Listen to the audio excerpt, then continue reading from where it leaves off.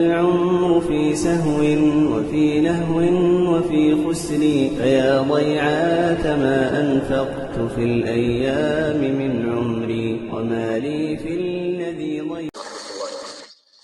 بسم الله الرحمن الرحيم. الحمد لله رب العالمين، وصلى الله وسلم وبارك على نبينا محمد وعلى آله وصحبه أجمعين، وبعد. فنواصل درسنا الأسبوعي في رسالة الأصول الثلاثة للشيخ محمد بن عبد الوهاب رحمه الله.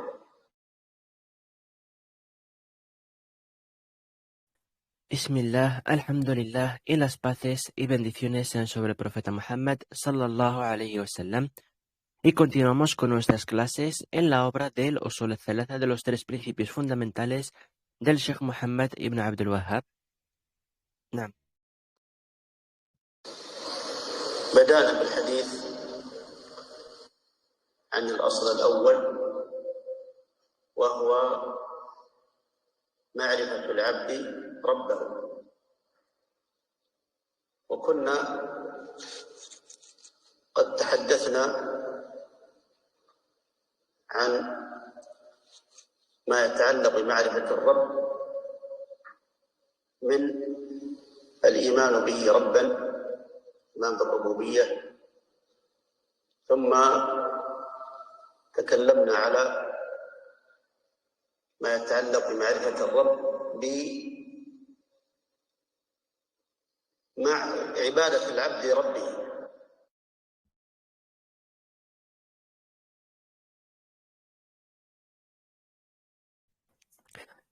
Y empezamos a hablar sobre la primera parte, que es el conocimiento del siervo a su señor. Y habíamos hablado de lo que está relacionado con el conocimiento del siervo hacia el Señor.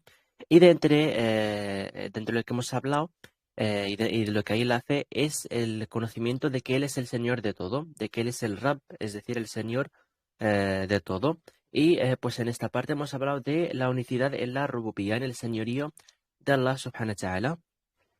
Luego hemos pasado a hablar sobre lo que es el conocimiento del Señor, o sea, hacia el Señor, del siervo a la adoración del Señor.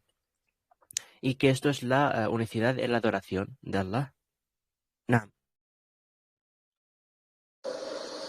معرفة العبد بإلهه ومعبوده وإخلاص العبادة له. ومن ضمن الحديث عن هذا التوحيد وهو توحيد الألوهية وتوحيد العبادة.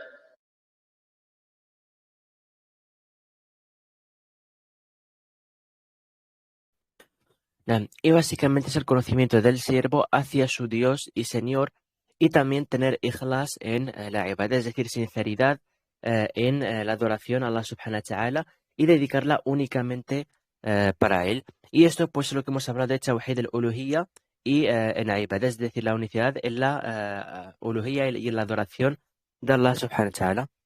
نعم. من ضمن الحديث عن هذا التوحيد وهو توحيد الألوهية وتوحيد العبادة، ذكرنا العبادة معناها، ثم أركانها الثلاثة، وهي الخوف والرجاء والمحبة.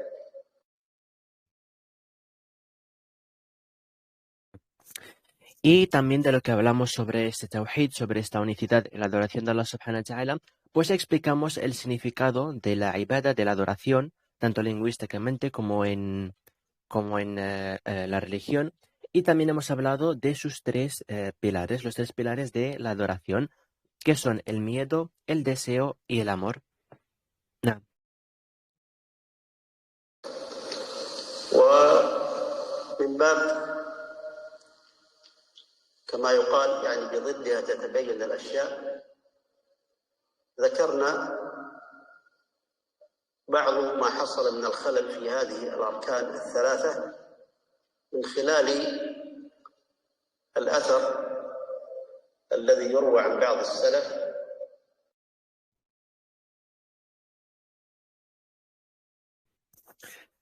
Y también, como se dice, las cosas se entienden por sus contrarios o por sus antónimos y mencionamos lo que pasa con el desequilibrio y error en uno de los tres pilares a través de un rastro mencionado por los salaf, los predecesores piadosos.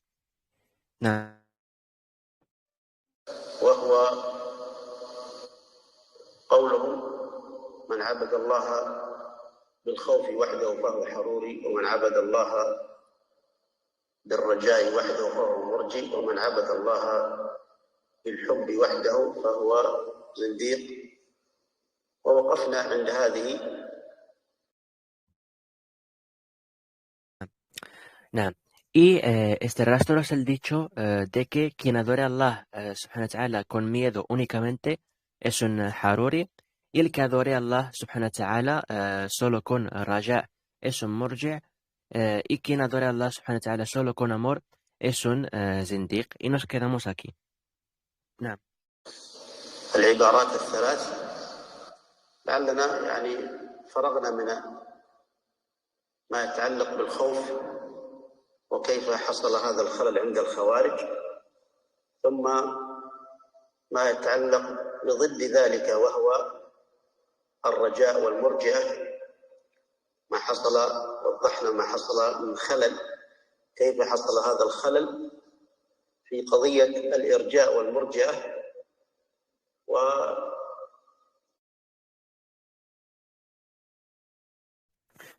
نعم. Y nos quedamos aquí en estas tres expresiones. Y ahora ya terminamos lo que está relacionado con el tema del el miedo y cómo pasó pues este halal, este problema de desequilibrio con el tema de los Khawarij, también como hemos mencionado antes Haruri, lo mismo.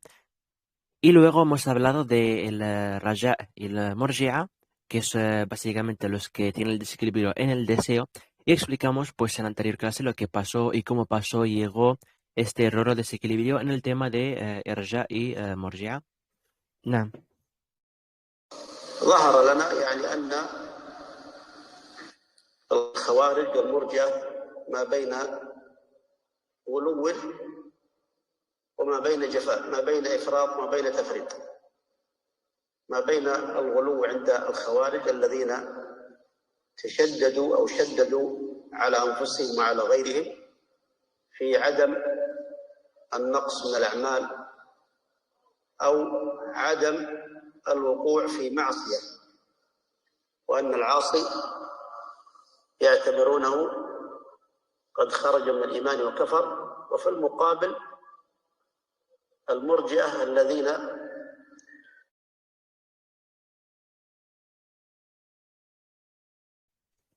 نعم. Y se nos clarificó que los Khawarij y los Murji'a están en un extremismo por un lado y un extremismo o descuido por el otro. Y hemos hablado pues del extremismo de los Khawarij en sí mismos y en otros, en no dejar ni una sola obra y no caer en ningún pecado, y que el pecador lo consideran incrédulo que salió del credo. نعم. المرجئة الذين يرون أن الذنوب والمعاصي أن ليس لها أثر في الإيمان. فكلا الفريقين قد غلا في دين الله.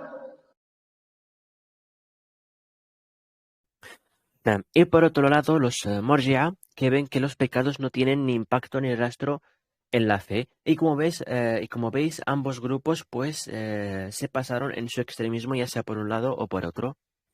نعم. فالخوارج غلوا في الحكم على أصحاب المعاصي والشهوات، غلوا في حكمهم عليهم بالخروج من الإيمان. والمرجئة قد غلوا في يعني فتح الباب لأصحاب الشهوات والمعاصي، وأن الشخص عندهم إذا كان مسلم يشهد أن لا إله إلا الله محمد رسول الله بلسانه وبقلبه، فالمعاصي والذنوب هذه لا تضره، حتى ربما أن الإرجاء. نعم. Y los Khawarij pues se pasaron el reglamento de la gente de los pecados, como hemos dicho, y en sí se pasaron en su reglamento de sacarles del credo. Y los Murji'a, en cambio, pues se extremaron o se pasaron en abrir las puertas para la gente de los pecados y deseos, y que si es musulmán y testifica con su lengua y corazón, estos pecados no le dañan en absoluto. No. في بدايته هو مجرد دعوة أن العمل لا يسمى إيمان، مع يعني قولهم بأن العمل مطلوب. نعم. Y los Murji'a o su movimiento del Irja al principio era solo una da'wa, un llamado de que las obras no se llaman fe, es decir, que las obras no son toda la fe. نعم. يعني قولهم بأن العمل مطلوب وأن فعل الطاعة مطلوب وترك المعصية مطلوب، لكن بداية ذلك مجرد دعوة أن العمل لا يسمى إيمان.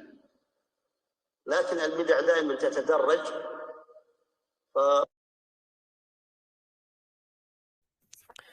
نعم. Y también con su dicho de que las obras son pedidas y que las obediencias son pedidas y dejar los pecados es pedido, pero el comienzo de eso es solo que las obras no se llaman fe. نعم. حصل شيء من الغلو في الإرجاء إلى درجة أن يقال عن هذا الغلو أنه لا يضر مع الإيمان معصية كما لا ينفع مع الكفر طاعة.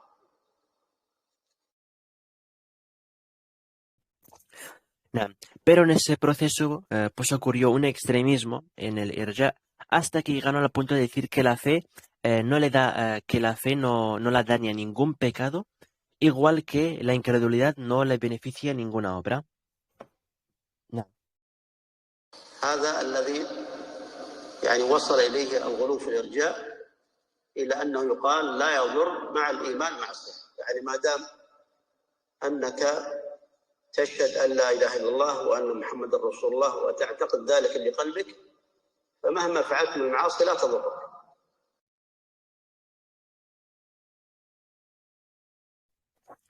نعم. Y esto es lo que llegó el extremismo en el irja, a que digan que la fe no la daña ningún pecado en absoluto, mientras testifiques que Allah es el único digno de ser adorado y que el profeta y que Muhammad es su profeta y mensajero y lo creas, y que cualquier pecado que hagas no te afectará ni dañará.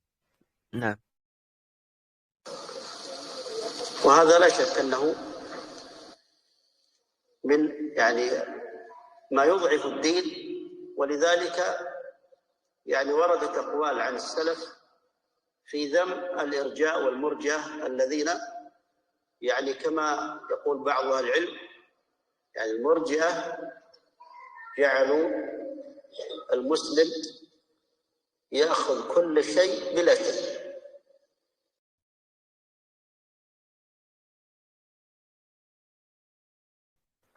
نعم. Y esto no hay duda de que debilita la fe, y por eso hay palabras de los salaf, de los predecesores piadosos, acerca del tema del irja y el murji'a. نعم. حكم عليه بأنه ما دام أنه مؤمن يشهد أن لا إله إلا الله محمد رسول الله ويعتقد ذلك بقلبه، أن كل ما يفعله من المخالفات والمعاصي لا تضره، وأنه سيكون من أهل الجنة من غير عمل. وهذا لا شك أنه يعني يجعل الدين يعني ضعيف جدا، وأن ليس فيه لا صلاة ولا زكاة ولا صيام ولا جهاد، بمجرد الإيمان باللسان أو بالقلب.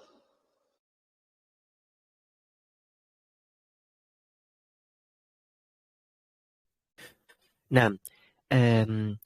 Y como dice también la gente de conocimiento y lo que creen esas personas es que los pecados y las desobediencias no dañan tu fe, y que mientras testifiques las dos shahadas que hemos dicho y lo creas en tu corazón, que todos tus pecados y todas las desobediencias que hagas no te dan en absoluto, y que serás de la gente del paraíso, sin obras. Y esto no hay duda de que esto debilita mucho la fe, ya que no consiste ya ni de rezo, ni de ayuno, ni de zakat, ni de jihad, ni de nada, con tan solo creer y ya está. Nah. ودين الإسلام وسط، دين الإسلام وسط بين الغالي فيه والجاف عنه. Naam. Y la religión del Islam es el wasat, es el medio, es el camino medio entre los que han extremado por un lado y los que han extremado por otro. El Islam toma el camino medio y equilibrado. Naam. لا يحكم على أصحاب المعاصي بالكفر ولا يمدح أصحاب المعاصي ويثني عليهم، لكن لا شك بأن المعاصي خطرها عظيم على أهلها، وأنها تؤثر في صاحبها وتؤثر أيضا في المجتمع.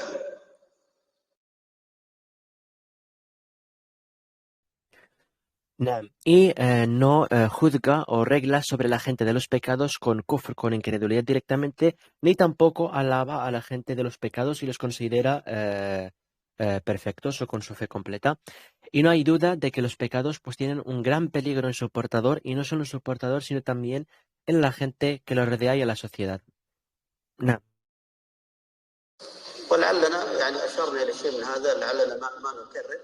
يعني ذكرنا بأن المعاصي والذنوب لا شك أن لها تأثيرا في الإيمان بخلاف ما يقوله المرجئة. Naam. Y ya hablamos de esto y tampoco vamos a alargarlo mucho más, ya hemos tratado este tema. Y lo más importante es que los pecados sí tienen efecto en la fe y no como creen los murji'a, que no tienen ningún efecto en absoluto. Naam. فالدين وسط، وعقيدة أهل السنة وسط دائما بين الخوارج الذين كفروا أصحاب المعاصي وبين المرجئة الذين يقولون المعاصي لا تضر الإيمان.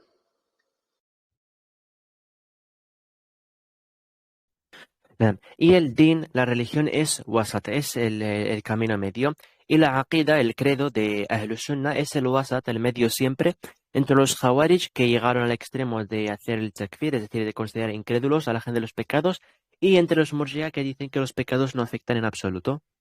Naam. بعد هذا ننتقل إلى الجملة الثالثة، وهي قول القائل: ومن عبد الله بالحب وحده فهو زنديق. كلمة زنديق هذه يعني يطلقها السلف ويقصدون منها يعني غلاة الصوفية.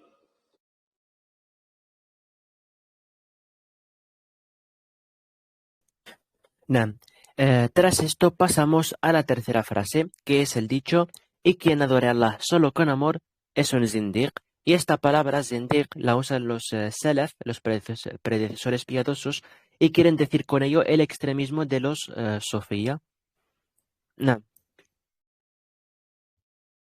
الذين أيضا شددوا على أنفسهم وغلوا في العبادة إلى درجة أنهم يعني جعلوا أن عبادة العبد لربه أنها لا خوفا من ناره ولا رجاء جنته. لا يعترفون بمسألة الخوف ولا الرجاء. إذن لماذا تعبد ربك؟ قال: أعبده حبا، وربما قال شوقا، وربما يعني غلوا في العبارة حتى قالوا عشقا لله.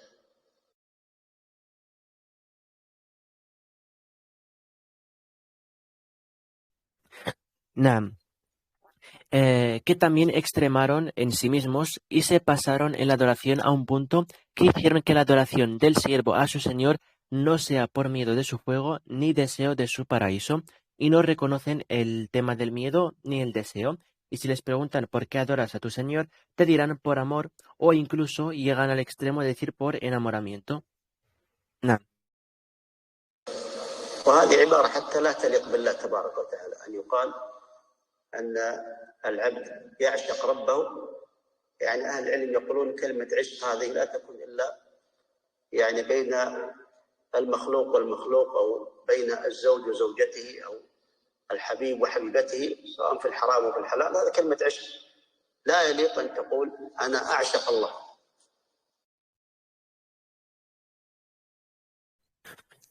Y esta expresión no es adecuada para Allah subhanahu wa ta'ala, que diga que el siervo está enamorado de su Señor, y la gente de conocimiento dicen que esta palabra solo está entre, se usa o está entre creación y creación, o entre un esposo y una esposa, o entre un amado y una amada, incluso en lo impermisible. نعم. حتى تجد في بعض بلاد المسلمين يعني يسمون أبنائهم عاشق إلهي. يعني مر علينا طلاب في الجامعة بهذا الاسم، اسمه عاشق إلهي. الطالب ما يدري، أهله سموا هذا الاسم ولا يعرف يعني معنى الاسم، كيف تقول عاشق؟ لا يليق بالله تبارك وتعالى. الشاهد أن هؤلاء يعني كما أن الخوارج غلوا في الخوف والمرجئة غلوا في الإرجاء، هؤلاء الصوفية غلوا في الحب، في حب الله، إلى أن قال قائلهم أنه يعبد الله لا خوفا من ناره ولا رجاء جنته.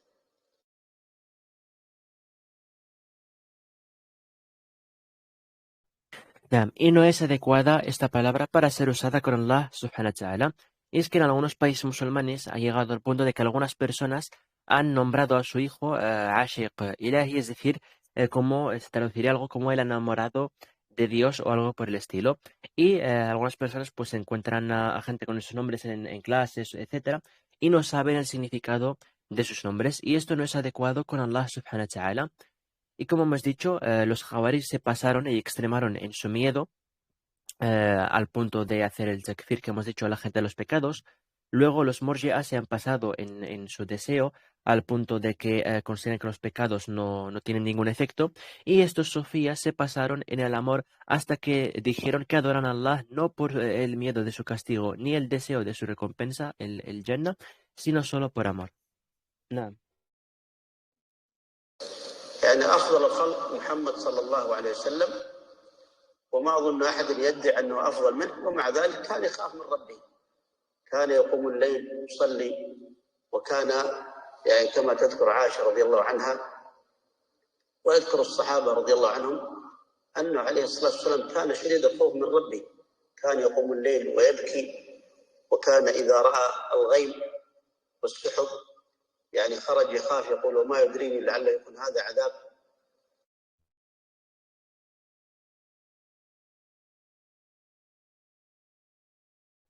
Naam. Y la mejor de las creaciones es el profeta sallallahu alaihi wasallam, y no hay duda de esto, y no creo que nadie diga que él es mejor que el profeta sallallahu alaihi wasallam, y aún así el profeta sallallahu alaihi wasallam temía mucho a Allah subhanahu wa ta'ala y le tenía miedo y pasaba la noche rezando. Y como mencionaron Aisha radiallahu anha y los sahaba también radiallahu anhum, el profeta sallallahu alaihi wasallam tenía mucho miedo de su Señor, rezaba por la noche y oraba. Incluso si veía las nubes tenía miedo y salía y decía que sabré si esto es un castigo. نعم. وعبد الله بن الشخير رضي الله عنه يقول يعني كنت أسمع لصدر رسول الله صلى الله عليه وسلم أزيزا كأزيز المرجل من البكاء.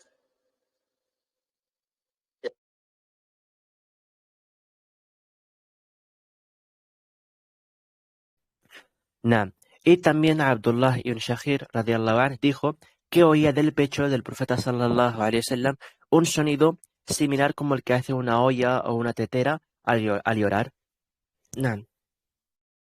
يقرأ القرآن ويصلي ويبكي، يعني يقول كان صدر له صوت مثل صوت القدر الذي فيه ماء وقد اشتد غليانه فوق النار، له صوت فيشبه يعني صوت صدر رسول الله صلى الله عليه وسلم بصوت الماء الذي يغلي من يعني كثرة بكائه وخوفه من ربه تبارك وتعالى.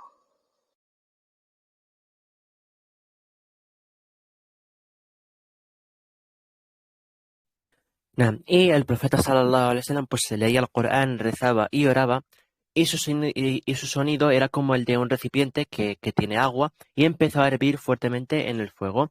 Y comparó entonces el sonido del profeta sallallahu alaihi wasallam con el del recipiente hirviendo, con agua hirviendo, por su lloro y su miedo a Allah subhanahu wa ta'ala. نعم. فإذا كان أفضل الخلق محمد صلى الله عليه وسلم كان يخاف من ربه، وأيضا كان يقول لأصحابه إني أرجو أن أكون أخشاكم لله وأتقاكم له.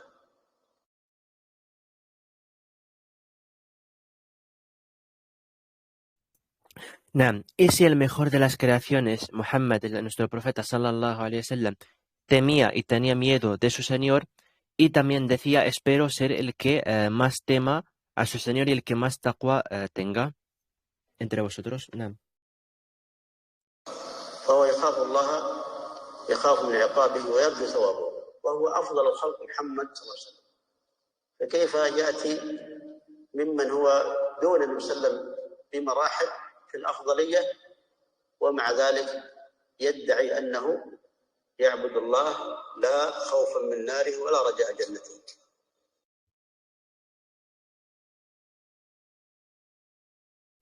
Y él temía a Allah subhanahu wa ta'ala y temía su castigo y deseaba su recompensa. Y él es el mejor de las creaciones.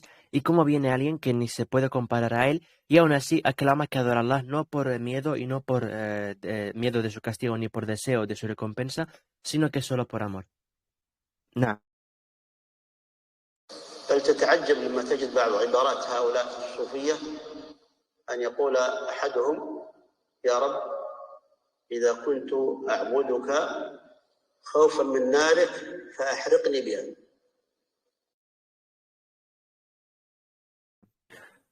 Y te asombra algunas de las expresiones que encuentras en algunos de los Sofía, que llegan al punto de decir, oh Señor, si te adoro por miedo de tu fuego, quémame con él.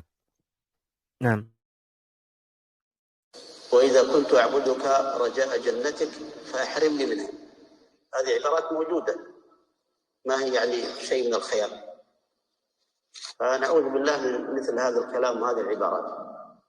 يعني هؤلاء القوم يعني عندهم شيء من يعني الغلو في دعوى حب الله تبارك وتعالى.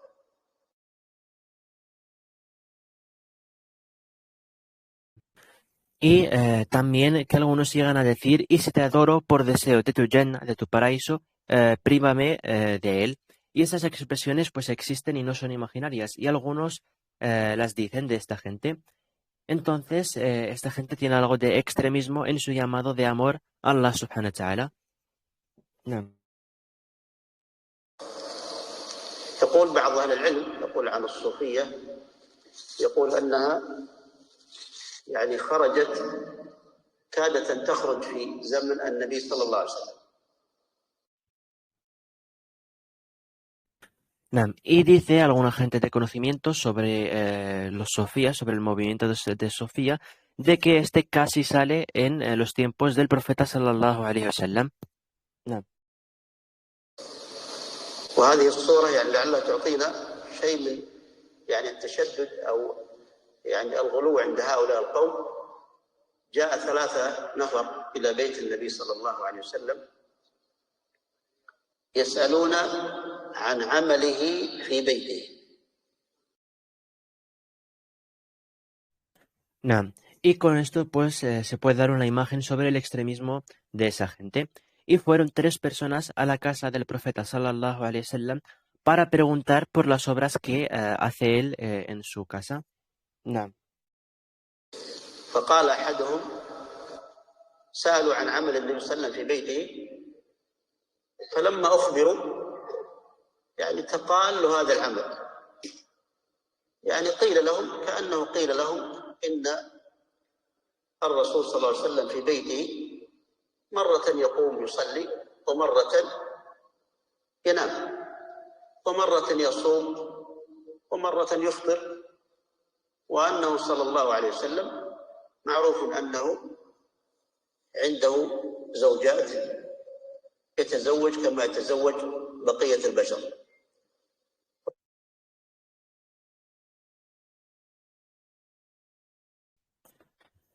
Y alguien dijo que preguntaron por las obras del profeta sallallahu alayhi wasallam y cuando se les informó les pareció poco, como que menospreciaron esas obras, porque se les dijo, pues se les habrá dicho algo como que el profeta sallallahu alayhi wasallam rezaba una parte de la noche y dormía otra, o a veces ayuna y a veces no, y el profeta sallallahu alayhi wasallam es conocido que tiene esposas y se casa como se casa el resto de la humanidad.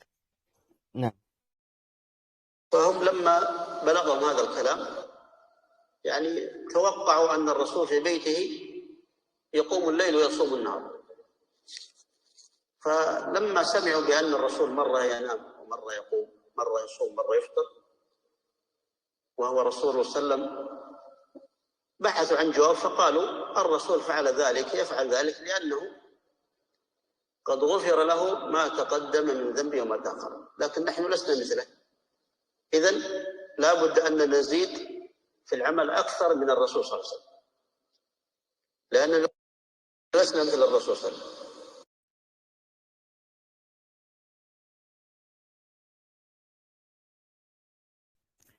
Naam. Y cuando les llegó esta información, creían que el profeta sallallahu alaihi wasallam en su casa rezaba toda la noche y ayunaba todo el día siempre.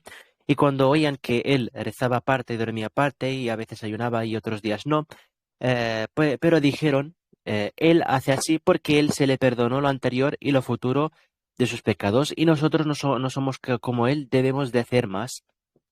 Naam. فقال أحد هؤلاء الثلاثة أما أنا فإني أصوم الدهر ولا أفطر أبدا. وقال الثاني وأما أنا فأنا أقوم الليل لا أنام أبدا. وأما الثالث فقال أنا لا أتزوج النساء.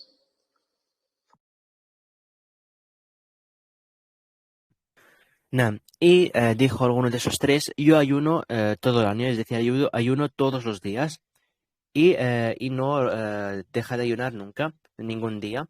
Y el otro dijo, yo rezo toda la noche y no duermo nunca. Y el tercero dijo, y yo no me caso con las mujeres. Naam. فبلغ ذلك النبي صلى الله عليه وسلم فخطب الناس وقال ما بال أقوام يقولون كذا وكذا، يعني بلغه أنهم تقالوا عمل النبي صلى الله عليه وسلم وأرادوا أن يشددوا على أنفسهم بالعمل، فقال يعني ما سمع عنه أنه مرة يصوم ومرة ينام، مرة يصوم مرة يفطر، مرة يقوم مرة ينام. قال أما إني أخشاكم لله وأتقاكم له، وإني أصوم وأفطر وأقوم وأنام وأتزوج النساء، ثم قال فمن رغب عن سنتي فليس مني.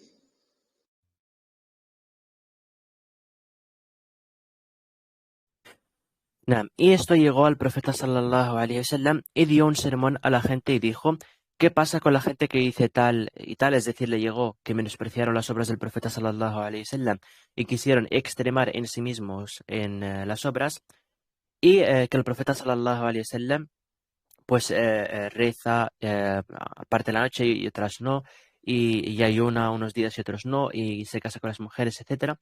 Y el profeta sallallahu alaihi wasallam dijo, yo soy el que más teme a Allah y el que más taqwa, conciencia de Allah subhanahu wa ta'ala tiene. Y dijo, yo rezo y duermo, ayuno y oftar, es decir, no ayuno, y me caso con las mujeres. Y aquí lo importante, y quien deje mi sunna no es de los míos, o quien le dé la espalda a mi sunna no es de los míos. نعم.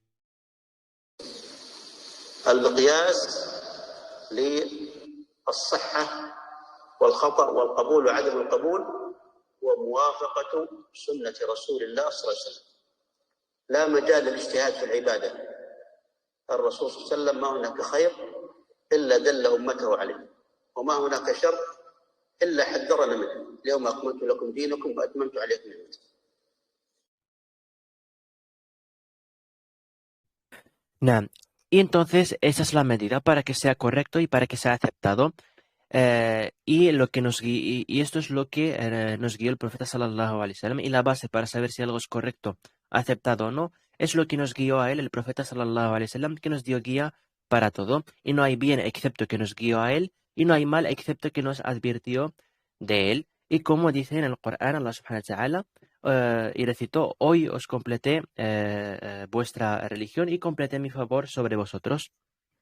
نعم.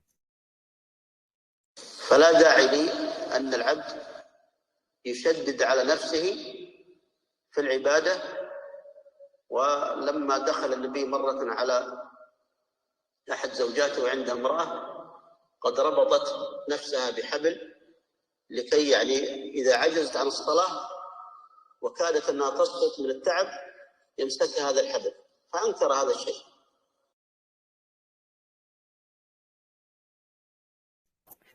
نعم. Entonces, no es correcto las personas que se extreman en sí mismos la adoración. Y una vez, cuando el profeta sallallahu alaihi wasallam entró a unas mujeres y había una mujer que tenía una cuerda atada para que cuando rece, cuando no tenía más fuerza, no podía, que se aferre a esa cuerda. Y el profeta sallallahu alaihi wasallam le pareció mal esto. نعم. وقال: اكلفوا من العمل ما تطيقون، اكلفوا من العمل ما تطيقون، ولا يشدد الأحد على أنفسه ولن يشاد الدين أحد إلا غلبه، سددوا وقاربوا. فيقول بعض العلماء يعني هذا الذي حصل من هؤلاء الثلاثة هذا فيه يعني شيء من يعني ما يقع من الصوفية في هذه الأزمنة المتأخرة.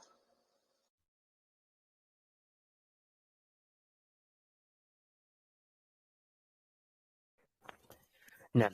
Y dijo pues que hagamos las obras que podamos, es decir, hacer las obras que podáis o seáis capaces de aguantar. Y también dijo que "Walan yushadd ad-din", es decir, nadie irá en extremos en la religión, ¿no? Excepto que la religión le gane. نعم. فهؤلاء يعني شددوا على أنفسهم في قضية الحب وغفلوا عن الخوف من الله تبارك وتعالى وعقابه ورجاء جنته، وركزوا على هذا الركن فقط. ولا شك أن هذا يعني من الغلو الذي نهى عنه النبي صلى الله عليه وسلم.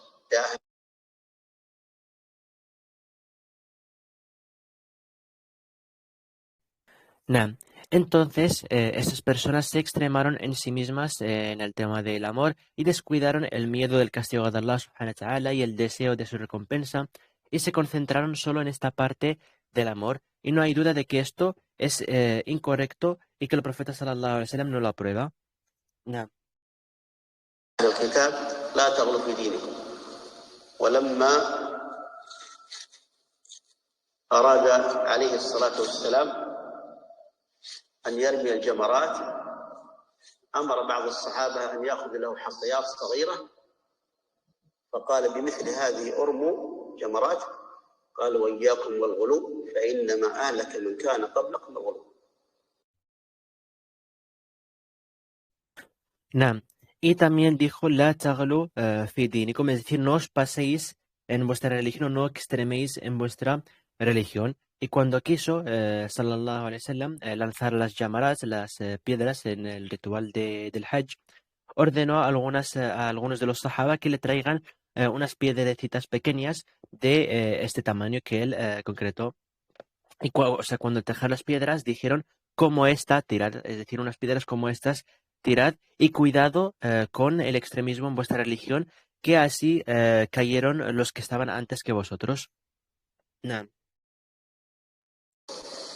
فدين الإسلام وسط بين هؤلاء الذين يعني غلوا في الحب أو في الخوف أو في الرجاء، بل إنه وسط بين هؤلاء لا يجيز للعبد أنه يشدد على نفسه ويزيد على ما في هدي رسول الله صلى الله عليه وسلم، ولا يتساهل في ذلك إلى أن يبلغ به ما بلغ هؤلاء المرجئة الذين يرون أن الإنسان ما دام أنه مؤمن بلسانه وقلبه فلا تضر المعاصي أبدا. هذا غير صحيح.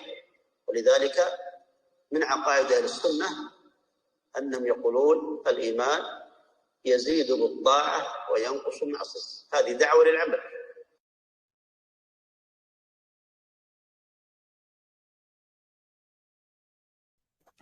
نعم.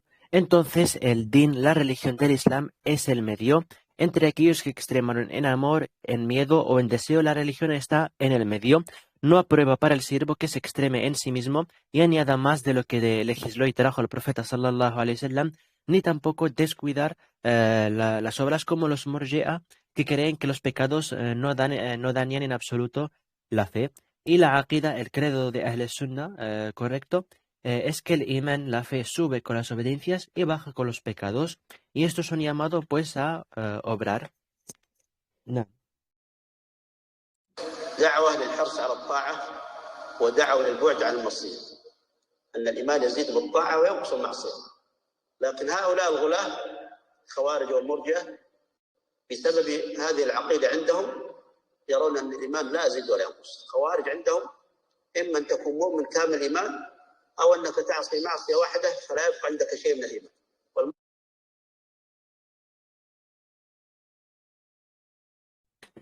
Y también a llamar a que a hacer las obediencias, a cuidar las obediencias y alejarse de los pecados. Y es que el imán, la fe, sube con las obediencias y baja con los pecados. Y no como los extremos, ¿no? O extremistas de los Jawarij y los Murji'a, que por culpa de su credo creen que la fe no baja ni la daña a los pecados en absoluto, o es decir, que la fe está completa, o que la fe con un solo pecado desaparece completamente. نعم. المرجئة أنك مهما عملت من الأعمال والمعاصي أن ذلك لا يؤثر في إيمانك. ولذلك يعني قد يحصل عند بعض الناس الآن شيء من هذه الأفكار وهو لا يعرف شيء اسمه خوارج ولا يعرف شيء اسمه مرجئة. Y en cuanto a los murji'a, pues que cuanto hagas de pecados no afecta tu religión. Y algunas personas pues pueden tener algunos de estos pensamientos, aunque no sepan nada, ni hayan oído o escuchen de las palabras de Jawarija o Murji'a, etcétera, y pueden llegar a tener algunas de estas ideas. نعم.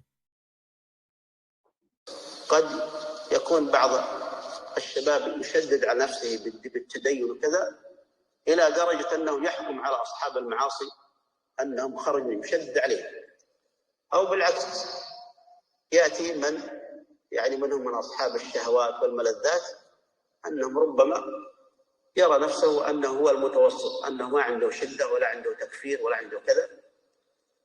يعني يحكي في بعض الأحداث التي مرت.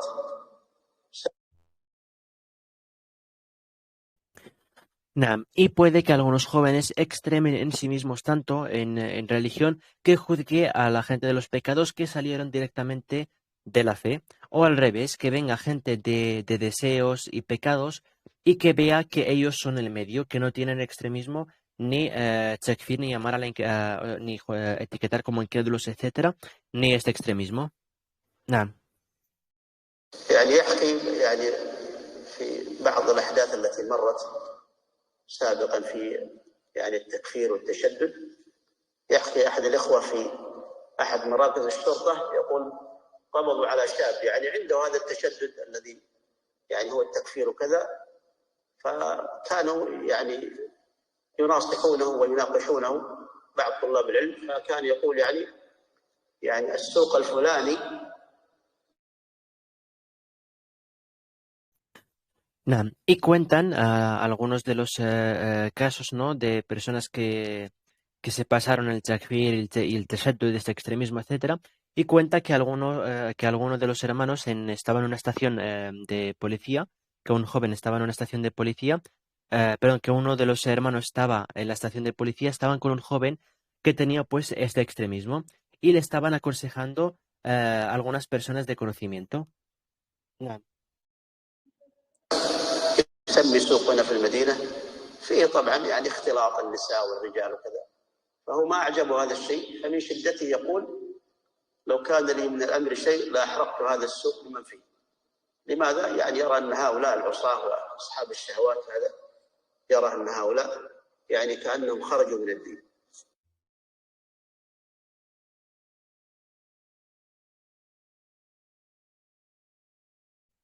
Naam. Y él decía que en un mercado de la Medina donde pues había mezcla entre hombres y mujeres en el mercado y tal, y él dijo en su extremismo, si tuviera el poder quemaría ese mercado, porque ve que esas personas salieron de la religión. نعم.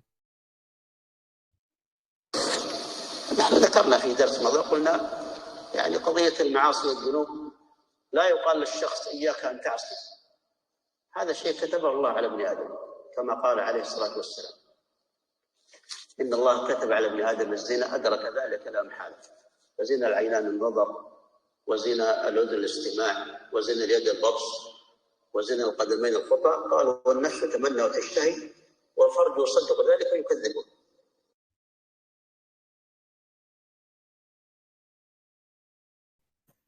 Nah, y no ya mencionamos en las clases anteriores que a la gente de los pecados o a los pecados no se les dice a la gente no peques jamás.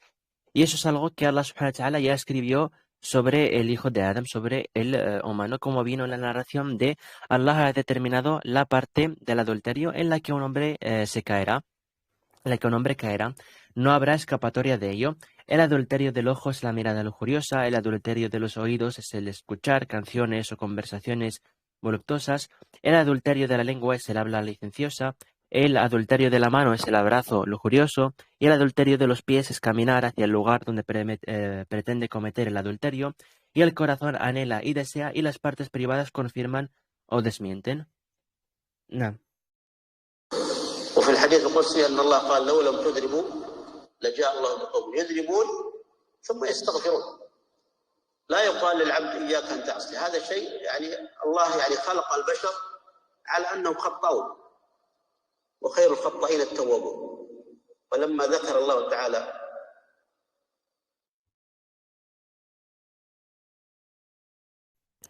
نعم. Y entonces no se dice a las personas que no pequen jamás. Y como vino en el hadith Qudsi, en el hadith donde Allah subhanahu wa ta'ala nos dice, en la traducción aproximada, si no pecáis, Allah os reemplazaría no, perdón, el hadith donde dice, si no pecáis, Allah os reemplazaría con gente que pecaría y luego buscarían el perdón de Allah y Él los perdonaría. Y no se le dice entonces a la gente que no pequen, y es que Allah subhanahu wa ta'ala creó a la humanidad sobre la base de que son pecadores y los mejores de los pecadores son los que se arrepienten. نعم. خلقه بعض عباده الذين يعني ذكرهم في معرض المدح عندما قال وسارعوا إلى مغفرة من ربكم وجنة عرضها السماوات والأرض عدة المتقين الذين ينفقون في السراء والضراء والكاظمين الغيظ والعافين عن الناس والله يحب المحسنين. قال والذين إذا فعلوا فاحشة. الآن يمدحهم ومن ضمن مدحه لهم ما قال إنهم لا يعصون، لكن قال إذا عصوا سارعوا للتوبة والذين إذا فعلوا فاحشة أو ظلموا أنفسهم ذكروا الله فاستغفروا لذنوبهم ومن يغفر الذنوب إلا الله ولم يصروا على ما فعلوا.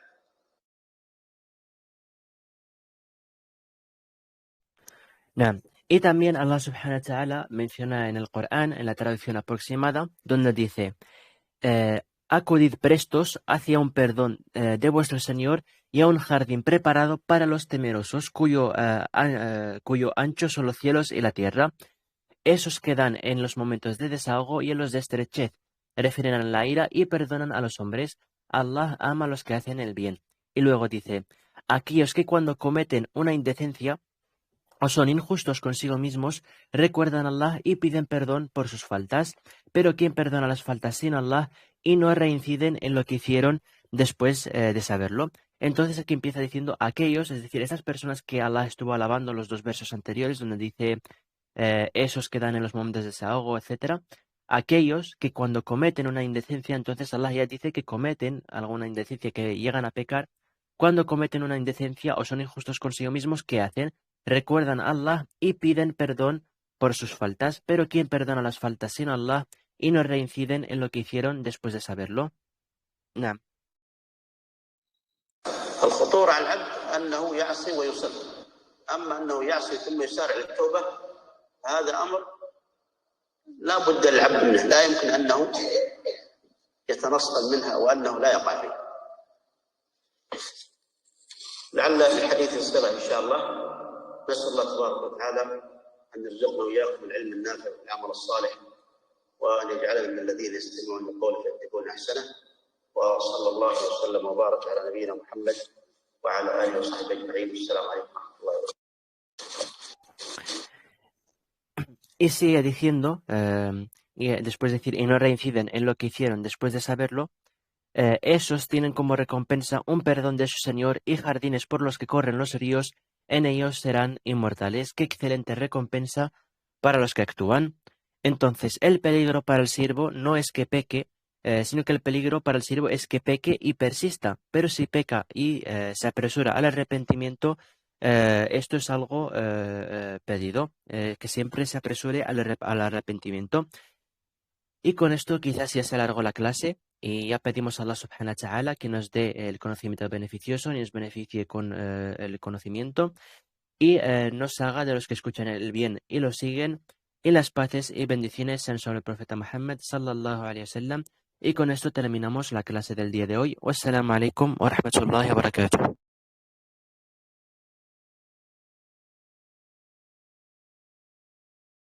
يا عبادي الذين آمنوا إن أرضي واسعة فإياي فاعبدون كل نفس ذائقة